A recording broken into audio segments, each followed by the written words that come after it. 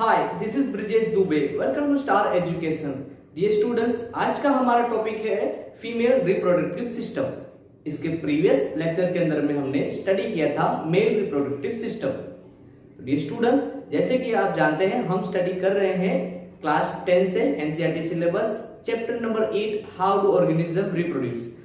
सो dear students, आज इस chapter के अंदर में हम ऑलमोस्ट 12 लेक्चर स्टडी कर चुके हैं, जिसके सारे के सारे वीडियोस जो है वो अपलोड किए जा चुके हैं। अगर आप में से किसी ने वीडियोस नहीं देखे हैं तो यहाँ ऊपर दिए आई बटन पर क्लिक करके आप सारे वीडियोस जो है देख सकते हैं, या आप प्लेलिस्ट में जाकर के भी उन सारे वीडियोस को देख सकते हैं। अगर आप क्लास 10 में हैं या कोई अदर क्लास में हैं या फिर आप कोई जनरल स्टडी भी कर रहे हैं तो भी ये वीडियो आपके लिए बहुत ही ज्यादा हेल्पफुल होने वाला है। सारे के सारे वीडियोस मैंने इसी तरीके से बनाए हैं। अब ये स्टूडेंट्स, बात रहेगी नोट्स बनाने की, तो हमारे जैसे कि प्रीवियस वाला लेक्चर था, इस वाले में थोड़ा सा पॉसिबल नहीं है कि पूरी थियोरी जो है वो बोर्ड पर लिख सकूं और थियोरी फिगर्स एंड ऑल सब कुछ इस तरीके से समझा सकूं, तो आपको थोड़ा सा यहाँ पर एडजस्टमेंट करना पड़ेगा। ठीक है, थियोरीज आपको मिल जाएंगी। ठीक है, तो कहीं ना कहीं से तो आज हम जो कुछ भी स्टडी करेंगे पूरा फिगर के थ्रू स्टडी करने वाले हैं। ठीक है डियर स्टूडेंट्स, तो जैसा कि मैंने आपको कहा कि आज हम स्टडी करने वाले हैं फीमेल रिप्रोडक्टिव सिस्टम के बारे में। अब मेल रिप्रोडक्टिव सिस्टम के बारे में मैंने आपको पहले प्रीवियस क्लास के अंदर में पूरा सब कुछ समझाया हुआ है। ठीक है, उसको भी आपको रिमेंबर रखने का है और ये भी आपको रिमेंबर रखने का है जो जितना आपको बताने जा रहा हूं। तो हमने मेल रिप्रोडक्टिव सिस्टम के अंदर में ये स्टडी किया था कि मेल रिप्रोडक्टिव सिस्टम जो है वो बॉडी के बाहर होता है, बट यहां पर क्या होने वाला है, फीमेल रिप्रोडक्टिव सिस्टम जो है वो बॉडी के अंदर रहता है। ठीक है, इतनी सी बात समझ में आई। ठीक है, तो जो फीमेल की जो बॉडी होती है, एब्डोमिनल कैविटी कहने का मतलब जो पेट का निचला हिस्सा होता है, ठीक है, उसको क्या कहा जाता है, उसको एब्डोमिनल। तो उसके अंदर कैविटी का मतलब क्या होता है, खाली जगह। अब हमारे पेट में खाली जगह ही है, ठीक है ना, नीचे अपर पोर्शन और ऊपर पोर्शन दोनों जगह खाली जगह ही है। ठीक है ना, छाती वाला भाग और पेट वाला भाग, तो उसको क्या कहा जाएगा, कैविटी कहा जाएगा। तो एब्डोमिनल कैविटी के अंदर में ये जो है फीमेल का रिप्रोडक्टिव सिस्टम होता है। ठीक है, तो चलिए इसको हम ज्यादा टाइम वेस्ट नहीं करेंगे, स्टार्ट करते हैं। ठीक है, पहले देखते हैं इसके अंदर पार्ट्स कौन कौन से होते हैं और उन पार्ट्स को फिर स्टडी करने वाले हैं। ठीक है, तो मेनली यहाँ पर जो पार्ट्स स्टडी करने वाले हैं वो है ओवरी। ठीक है, उसके बाद में देखें तो ओविडक्ट्स, यूटेरस, वेजाइना और एक्सटर्नल जेनिटल। ठीक है, तो यहाँ पर 5 पार्ट जो है मेनली हम स्टडी करने वाले हैं। ठीक है, अकॉर्डिंग टू हमारे सिलेबस, और उसके अलावा भी काफी कुछ हम यहाँ पर समझेंगे। ठीक है, तो जैसे कि मैंने आपको प्रीवियस क्लास के अंदर में बताया था कि फीमेल होती है या फिर उनका जो फीमेल जो रिप्रोड्यूस करते हैं, ठीक है, जिससे कि बच्चा पैदा किया जा सके, उसको हम कहते हैं एग, राइट। ठीक है, और जो मेल रिप्रोड्यूस करते हैं उसको हम क्या कहते हैं, उसको हम स्पर्म कहते हैं। ठीक है, तो जहां से वो एग प्रोड्यूस होता है, स्पर्म कहां से प्रोड्यूस होता है, इसका पूरा अच्छे से मैंने प्रीवियस वाले वीडियो में बताया। यहां पर हम स्टडी करने वाले हैं कि जहां से एग प्रोड्यूस होता है वो पार्ट का नाम है ओवरी। ठीक है, ओवरी कहां है, तो ये रही। ठीक है, तो फीमेल के अंदर में 1 पेयर ऑफ ओवरी जो है होती है। 1 पेयर का मतलब हो गया कि टोटल ओवरीज 2 होती हैं। कितनी ओवरीज होती हैं, 2 ओवरी। ये रही एक, ठीक है, और ये रही दूसरी, 2 ओवरी होती है। नंबरिंग मैंने आपको बस नंबर बताने के लिए कि भाई 2 ओवरीज होती है। ठीक है, नंबरिंग नहीं किया हुआ होता है। ठीक है, 2 ओवरी है।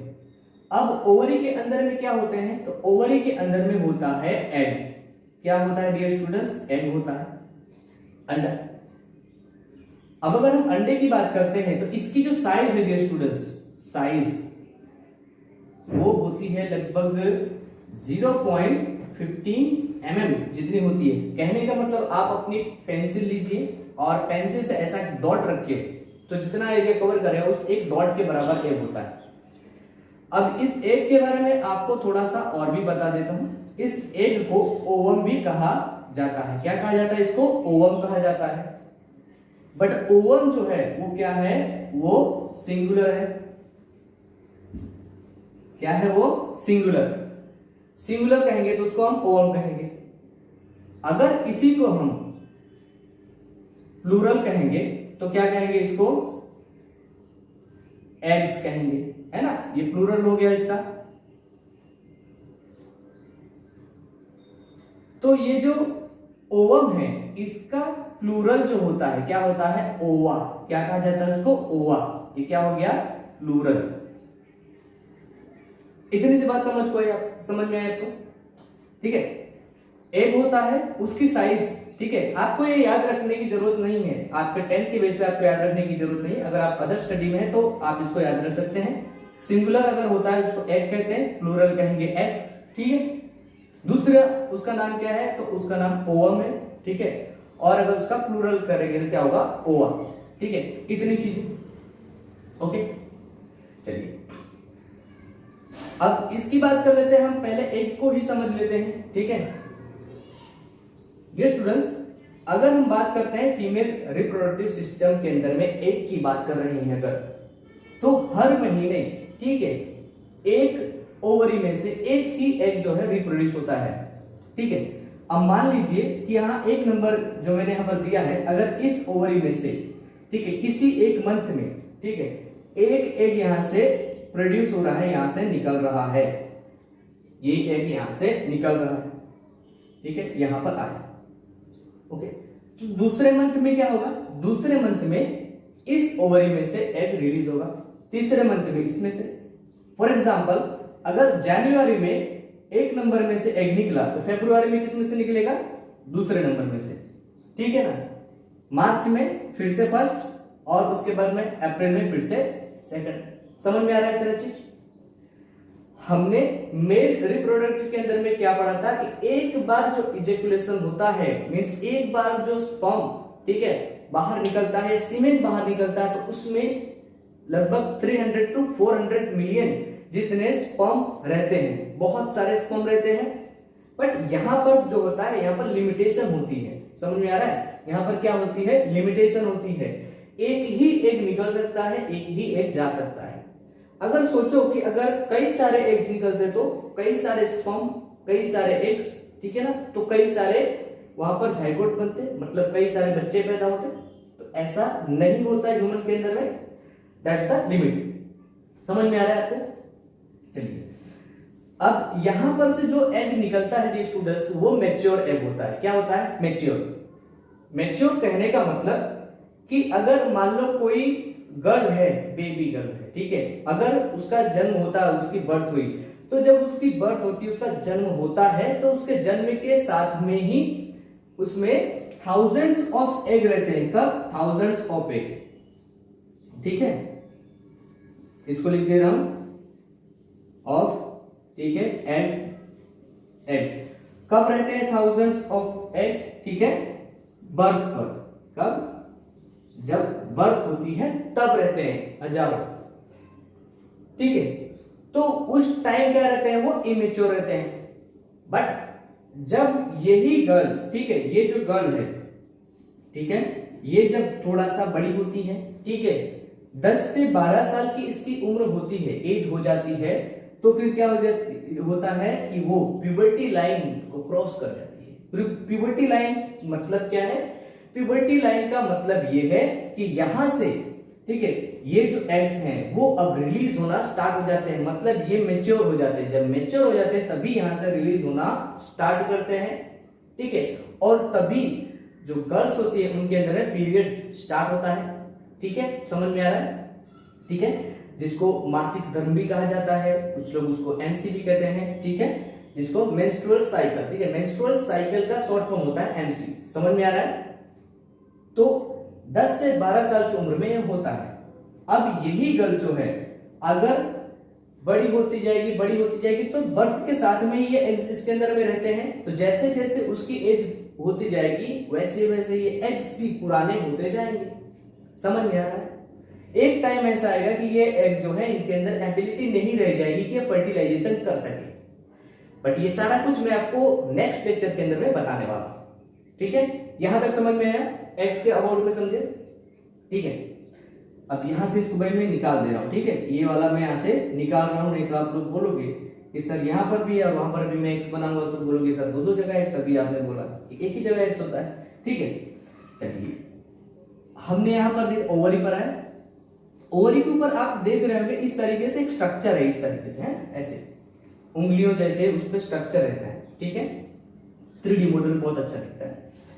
तो उंगलियों जैसे ऐसे स्ट्रक्चर रहते हैं, ठीक है, उसको हम क्या कहते हैं, उसको हम कहते हैं फेम्ब्रिया कहते हैं। क्या कहते हैं? फेम्ब्रिया, ठीक है।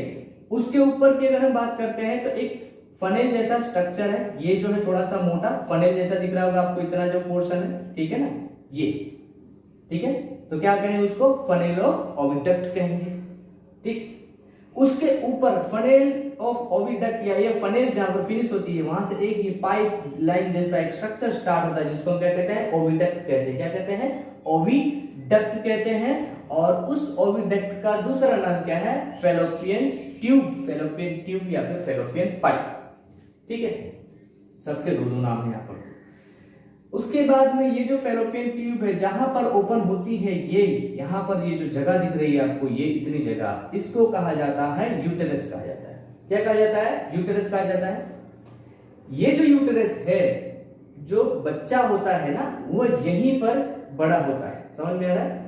बच्चा यहीं पर बड़ा होता है, मतलब यहीं से बच्चा जो है उसको वो यहीं पर रहता है, 9 महीने जो है अपने वो यहीं पर स्पेंड करता है। समझ में आ रहा है? ठीक है। यूटेरस का दूसरा नाम वोम है। क्या है दूसरा नाम उसका? वोम। मैंने कहा ना सबके दो नाम है, ठीक है। तो यूटेरस का दूसरा नाम क्या है? वोम है। ओके, उसके नीचे आ जाते हैं, नीचे यहां पर आपको थोड़ा सा ऐसे जगह दिखेगी, कम जगह, ठीक है, और उसके नीचे यहां पर बहुत ही कम जगह है। ये क्या है? ये सर्विक्स कहते हैं। सो क्या कहते हैं? सर्विक्स, ये वाली जो जगह है, इसके सर्विक्स के ऊपर जो थोड़ी सी जगह बचती है उसको क्या कहा जाता है? सर्विक्स कैनल कहा जाता है। कैनल का मतलब क्या होता है? कैनल का मतलब होता है नहर। यहां नहर नहीं है, ठीक है, यहां पर थोड़ी सी जो जगह है जाने की, ठीक है, उसका नाम है कैनल। डोंट वरी, अगर आप इसको नहीं भी यहां पर लेवलिंग करेंगे तो भी चलेगा, बट सर्विक्स, ठीक है, वेजाइना के अंदर में यहां पर, और उसके नीचे जो है भाई क्या है? ये है वेजाइना। समझ में आ रहा है? ओके, चलिए अब स्टार्ट करते हैं। यहां से अब एक की जर्नी स्टार्ट करते हैं, ठीक है। यहां से एक एग निकला, ये अब 1 नंबर 2 नंबर हटा रहा हूं, आपको समझ में आ गया होगा, ठीक है। यहां से एक एग निकला, ठीक है, समझ में आ रहा है? अब एग कैसे निकलता है? तो यहां पर जैसे कि मैंने आपको बताया थाउजेंड्स ऑफ एग्स होते हैं, एक एग जो है मैच्योर होता है और उसके बाद में उसमें से निकलता है, ठीक है। अब ये एग निकला, दूसरा स्टूडेंट्स कहीं कहीं फिगर में ये दोनों एक दूसरे के साथ में जॉइंट बताया जाता है, ठीक है, ये दोनों एक दूसरे के साथ में जॉइंट नहीं होते हैं, मतलब ये फैलोपियन ट्यूब जो होती है वो और ओवरी एक दूसरे के साथ में कनेक्टेड नहीं होते हैं, उनके बीच में थोड़ी सी क्या होती है? गैपिंग होती है, इस तरीके से, ठीक है, ऐसे गैपिंग होती है, थोड़ी सी स्पेस होती है, जगह होती है। अब यहां से ये जो एग है वो निकला, जब एग निकलेगा तो यहां पर जो फेम्ब्रिया है, वो फेम्ब्रिया क्या करता है? फेम्ब्रिया उस एग को पुश करता है। क्या करता है? पुश करता है, बड़े ही प्यार से। सो ये क्या करते हैं? फेम्ब्रिया, ठीक है, पुश एग, ठीक है, क्या करता है वो? एग को पुश करता है, आराम से धीरे से उसको अंदर में ले आता है, क्योंकि यहाँ आगे भागना नहीं चाहिए, ठीक है, उसका जो फंक्शन है वो करना है, ठीक है। अब अंदर जाएगा, किसके अंदर में जाएगा? तो यहां पर फनेल के अंदर में जाएगा, फनेल से फिर कहां पर जाएगा?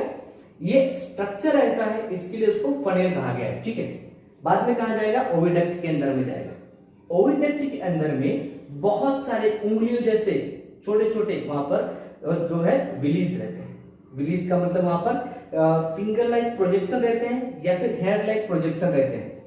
समझ में आ रहा है? ठीक है, वो क्या करते हैं?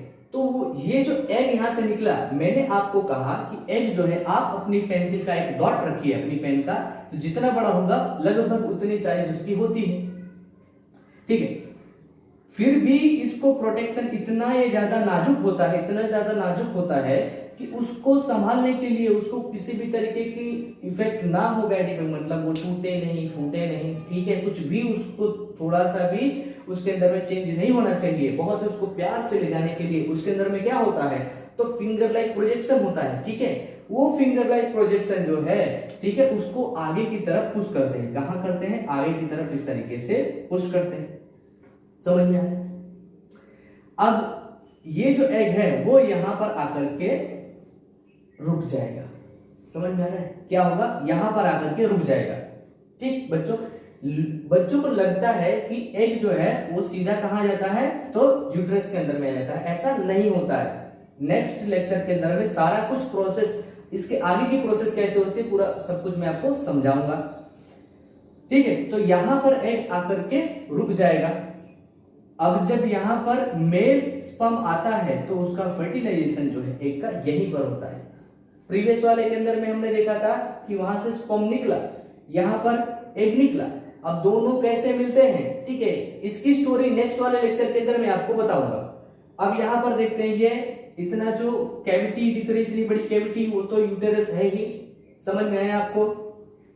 यूटेरस को क्या कहते हैं, वोम भी कहा जाता है। और यहां पर जो नीचे है ये सर्विक्स, सर्विक्स का क्या है, तो ये जो है वो परमिशन देता है। क्या करती है सर्विक्स, परमिशन देती है कि जो स्पर्म आते हैं उनको एंटर होने के लिए, उनको एंट्री देनी है नहीं देनी है वो सर्विक्स डिसाइड करती है। बट कभी भी सर्विक्स मना नहीं करती, ये जस्ट एंट्री के लिए कि भाई उसको एंट्री देना है या कि नहीं देना है। ठीक है, तो कौन डिसाइड करता है भाई, सर्विक्स। ठीक है, यहां से एंट्री होती सर्विक्स कैनल। इतनी प्रोसेस पूरी आपको समझ में, ठीक है। और यहां पर जो लास्ट में इतना जो हिस्सा बचता है, ठीक है, ये वाला जो हिस्सा होता है ये क्या होता है, ये वेजाइना होता है। ठीक है, तो जो मेन सीमेन होते हैं वो यहीं पर इजेक्युलेट होते हैं, यहीं पर निकलते हैं। और उसके बाद में जो स्पर्म है, ठीक है, वो उसकी जर्नी फीमेल बॉडी के अंदर में स्टार्ट होती है। सारी जर्नी क्या होती है हम आगे पढ़ेंगे। ठीक है, इतना आपको समझ में आया? अब स्टूडेंट्स को ऐसा भी लगता है कि जो वेजाइना होता है, ठीक है, वेजाइना यूरिन पास यहीं से होता है, बट ऐसा नहीं होता है। समझ में आया? हमने देखा यहां तक।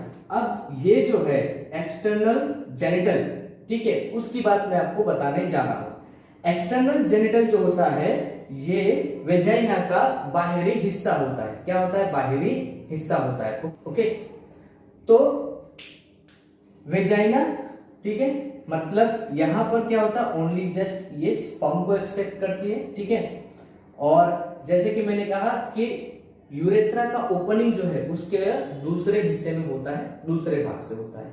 ठीक है डियर स्टूडेंट्स, तो आशा करता हूं मैं आपको ये पूरा जो लेक्चर है समझ में आया होगा।